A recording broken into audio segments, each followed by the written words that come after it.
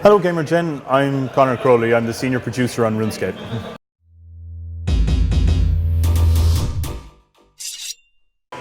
Can you describe to us a typical working day for you? So as senior producer on Runscape, I oversee the work of about 8 different development teams. These teams are multidisciplined, they have coders, artists, QA. Each one of those is working on some piece of major content, something that our players will be looking forward to throughout the year. My day is spent just making sure that each of those has everything that they need. Quite often it'll be monitoring the current release, making sure that's going okay, making any decisions required to address any issues that have come up. Usually there aren't that many, so that's a pretty light part. Also answering mails, dealing with some marketing questions, looking at new strategies that we can have in the future. You speak about the pretty like parts, but I want to know, what do you prefer in your job? So what I love seeing is what those teams manage to come up with themselves.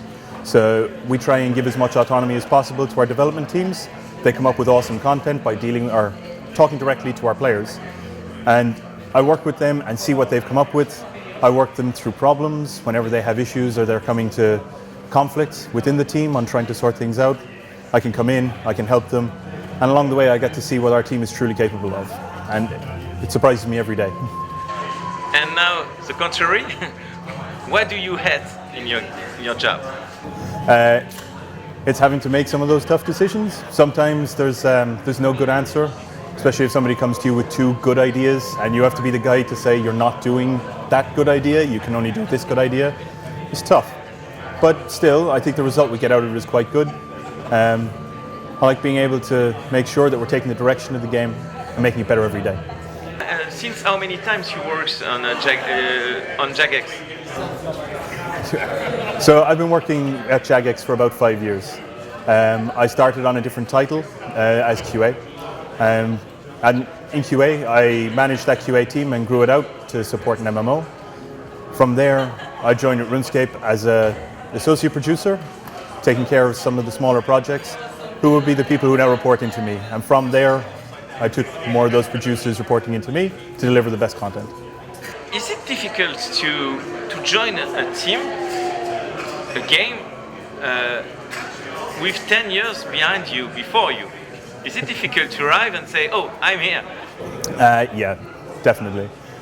So when you join something and you're with it from the start, you feel like you have far more creative control. One of the things that you have to keep aware of when you're dealing with a veteran game like RuneScape is that in a lot of cases the players have a vested history that's longer than what you have yourself.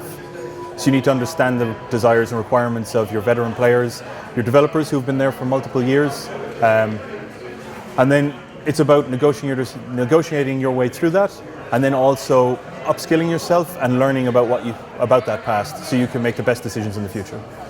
To close this interview, because I don't have enough time to discover you, I want you to do something perhaps difficult. Forget you working for Jagex. You are just a gamer. And explain to us why you love Runscape, or why you love the universe of Runscape. Can you try to explain to us, without any business idea, why this game is, which one you prefer?